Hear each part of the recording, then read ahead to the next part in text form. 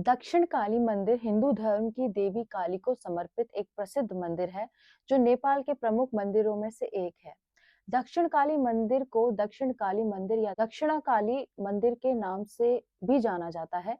ये मंदिर नेपाल की राजधानी काठमांडू से लगभग 22 किलोमीटर दूर फारपिंग गांव में स्थित है। नेपाल में दक्षिण काली मंदिर का विशेष महत्व है। दक्षिण काली देवी को पार्वती देवी का अवतार माना जाता है।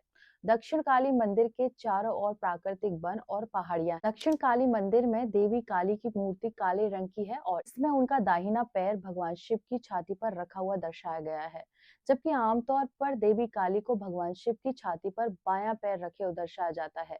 देवी काली के चार हाथ चार दिशाओं में फैली माता की शक्ति का प्रतीक है। एक हाथ में देवी ने एक मनुष्य का कटा हुआ सर और दूसरे में खिंची हुई तलवार धारण की हुई है। हालांकि उनके अन्य दो हाथ भक्तों को सुरक्षा और आश्वासन का आशीर्वाद प्रदान करते हैं। ये हाथ उस मौलिक ऊर्जा का प्रतीक है जिसका प्रतिनिधित्व विशेष रूप से काली करती है। दक्षिण काली मंदिर का धार्मिक महत्व नेपाल के पशुपतिनाथ मंदिर और मनकामना मंदिर के समान ही है। ये मंदिर नेपाल के फरपिंग गांव के पास स्थित एक लोकप्रिय ट्रैकिंग स्थल होने के कारण पर्यटकों के लिए एक प्रमुख आकर्षण का केंद्र है। माँ दक्षिण काली काली का सबसे लोकप्रिय रूप है। वे दयालु माता है जो अपने भक्तों और बच्चों को विपत्तियों से बचाती हैं। दक्षिण काली मंदिर में होने वाली बलि प्रथा इस मंदिर की एक विशेष विशेषता मानी जाती है, और मेरे हिसाब से ये विशेषता नहीं है, ये बहुत गलत चीज है। दक्षिण काली मंदिर में भक्त अपनी स्थिति और इच्छा के अनुसार पशु बलि देते हैं। अधिकतर भैंस, बकरी, मुर्गा, बतख और भेड़ की बलि दी जाती है। दक्षिण काली मंदिर में बलि से संबंधित पंच पूजा की जाती है, जिसमें 5 प्रकार के पशुओं की बलि दी जाती है। भक्त प्रत्येक मंगलवार और शनिवार को दक्षिण काली मंदिर में देवी काली की पूजा करते हैं और इन्हीं दिनों में अधिकांश पशु बलि दी जाती है। दक्षिण काली नाम की उत्पत्ति को लेकर कई कथाएं प्रचलित है। दक्षिणा का अर्थ है किसी अनुष्ठान से पहले या अपने गुरु को दिया जाने वाला उपहार। ऐसे उपहार परंपरागत रूप से दाहिने हाथ से किए जाते हैं। दक्षिण काली के दोनों दाहिने हाथ आमतौर पर आशीर्वाद देने और वरदान प्रदान करने की मुद्रा में दिखाए जाते हैं। उनके नाम की उत्पत्ति का एक मत ये भी है कि ये दक्षिण में निवास करने वाले मृत्यु के देवता यम की कथा से जुड़ा है। जब यम ने काली का नाम सुना तो वह भय से भाग गए, और इसीलिए कहा जाता है कि जो लोग काली की पूजा करते हैं वे स्वयं मृत्यु पर विजय प्राप्त कर सकते हैं। यह मंदिर भी काठमांडू घाटी के दक्षिण भाग में स्थित है। दक्षिण काली नेपाल में जो बलि दी जाती है, क्या वह सही है? ऐसे करने से क्या मैं सच में खुश होती है, या परंपरा के कारण कितने निर्दोष जानवर मारे जाते हैं? स्टार्टिंग में इसमें बताया गया है, ये मैंने कहीं से पढ़ा था और मैंने इसमें बोला है। अब इसमें जो लाइन स्टार्टिंग में बोली है, माँ दयालु है, तो माँ दयालु है तो क्या पशुओं के लिए नहीं है? और भक्त उनको प्रसन्न करने के लिए बलि देते हैं, वो भी जानवरों की, और माँ सच में इससे प्रसन्न होंगी।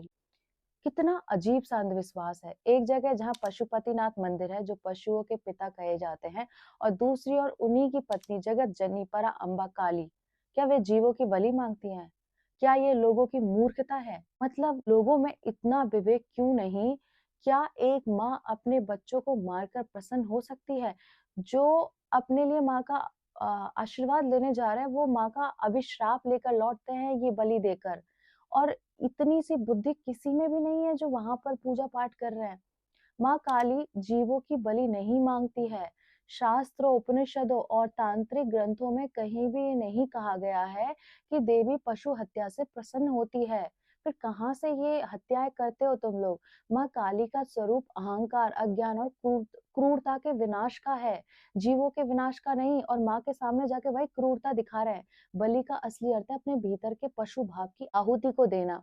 जो बलि आज दी जाती है वह परंपरा का विकृत रूप है, मतलब इतना भयावह रूप है जिसे देख के क्या ही बोले। पुराने समय में बलि का अर्थ था क्रोध की बलि, लोभ की बलि, अहंकार की बलि, हिंसा की बलि। समय के साथ मानव ने सुविधा के अनुसार अर्थ बदल दिया और अपनी हिंसा को धार्मिक नाम दे दिया। धार्मिक नाम में भी क्या किया, अपने जो विकार है वो ही और क्रूरता के साथ भगवान के सामने जाके दिखा रहे, और वो भी माता के सामने। पशुपतिनाथ और काली विरोध नहीं, पूर्णता है। दक्षिण काली टेम्पल में जो बलि और पशुपतिनाथ में जो करुणा है, ये देवी देवता का विरोध नहीं, मानव की समझ की विफलता है। पशुपतिनाथ हर जीव के संरक्षक है। काली अधर्म और अज्ञान का संहार करती है। मैं दोनों जीवन के पक्ष में है, हत्या के नहीं। वो हमें जीवन देते हैं, प्राण देते हैं, किसी का जीवन नहीं लेते भगवान। अब सोचो, क्या एक माँ अपने बच्चों को मारकर प्रसन्न हो सकती है? नहीं, कभी नहीं। जैसे हम उनकी संतान है, वैसे ही वो बैल, बकरी, भैंस सब उनकी संतान है। जो शक्ति सृष्टि को जन्म देती है, जो प्रकृति है, वह निर्दोष रक्त से कैसे प्रसन्न हो सकती है? यदि ऐसा होता तो बुद्ध का करुणा मार्ग झूठा होता, शिव का वैराग्य व्यर्थ होता और स्वयं शक्ति का अस्तित्व हिंसा बन जाता। तो फिर लोग ऐसा क्यों करते हैं? क्योंकि परंपरा पर प्रश्न करना सिखाया नहीं गया। डर को भक्ति बना दिया गया और विवेक को पाप कह दिया गया। क्योंकि लोगों को उस पे बात करने में डर लगता है कि अरे ऐसी बात कर देंगे तो भगवान नाराज ना हो जाए। माँ को नहीं, अपने डर को खुश किया जा रहा है और अपनी दुर्गति को न्योता दिया जा रहा है। पशु बलि माँ काली की इच्छा नहीं है। ये आध्यात्मिक नहीं, ये अज्ञान है। सच्ची बलि अपने भीतर की हिंसा का त्याग है। सच्ची भक्ति करुणा प्लस विवेक प्लस साहस का मार्ग है। जहाँ विवेक मर जाता है, वहाँ बलि शुरू हो जाती है। और जब बलि आप दे रहे हो तो आप भी पशु से कम नहीं हो, आप तो खूंखार पशुओं से भी ऊपर हो। आपको तो पता नहीं कौन सा नाम देना चाहिए। और जहाँ विवेक जागता है, वहाँ माँ स्वयं प्रकट होती है। और सच में जहाँ सच्ची भक्ति है, जहाँ विवेक है, वो ऐसी बातें करेगा जिससे सच में भगवान आपको मिलने वाले होते हैं। ये इतना बड़ा ढोंग और पाखंड है कि देवी के नाम का पता नहीं कौन इंसान था जिसने ये बलि शुरू की और लोग दिमाग तक नहीं लगाते। देवी माँ भला किसी जीव की बलि लेकर कैसे खुश हो सकती है, चाहे वो पशु हो, पक्षी हो या इंसान हो। जो ऐसा मांगता है वो कोई शैतान हो सकता है, माँ तो नहीं हो सकती। ये सच में ढोंग और पाखंड क्यों है? क्योंकि डर दिखाकर धर्म चलाया गया है। परंपरा के नाम पर प्रश्न मार दिए गए हैं। लोग डरते हैं इन पर बात करने के लिए और हिंसा को भक्ति का रूप दे दिया गया है। ये भक्ति नहीं है, ये अज्ञान को धर्म का मुखौटा पहनाना है। जिसने बलि शुरू की वह देवी भक्त नहीं था। जिसने ये सोचा कि खून बहाओगे तो देवी प्रसन्न होगी, सोच के देखो कौन हो सकता है वो। देवी को समझता ही नहीं था वो। शक्ति को हिंसा समझ बैठा और अपनी क्रूरता को धार्मिक बना गया। शक्ति चेतना है, हिंसा चेतनता है। दोनों साथ नहीं चल सकती। क्यों ये छोटी सी बात समझ में नहीं आती है लोगों में? इतने बड़े बड़े बूढ़े बूढ़े हो जाते हैं।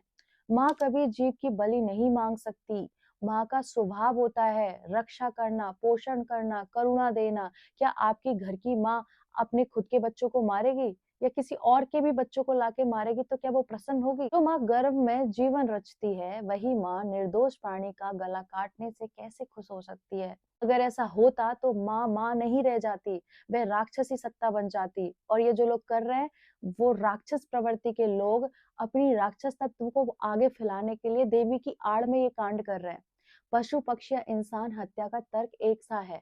आज कहते हैं पशु की बलि है, कल कोई कहे मनुष्य की बलि देनी चाहिए, तो क्या मनुष्य की बलि दे देंगे? जब विवेक मर जाता है तो फर्क सिर्फ प्रजाति का रह जाता है, पाप वही रहता है। जो बलि मांगता है वह देवी नहीं। ये बहुत सीधी बात है। जो सत्ता रक्त से प्रसन्न होती है वह देवी नहीं हो सकती। यदि ऐसी कोई देवी भी है तो वो देवी नहीं है, उसे मत पूजो।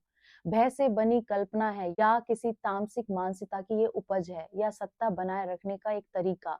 माँ कभी भय से नहीं पूजी जाती, माँ प्रेम से पूजी जाती है। माँ करुणा की देवी है। जब भी काली का रूप भी आया है तो वो धर्म की रक्षा के लिए अधर्म का नाश करने के लिए आई थी।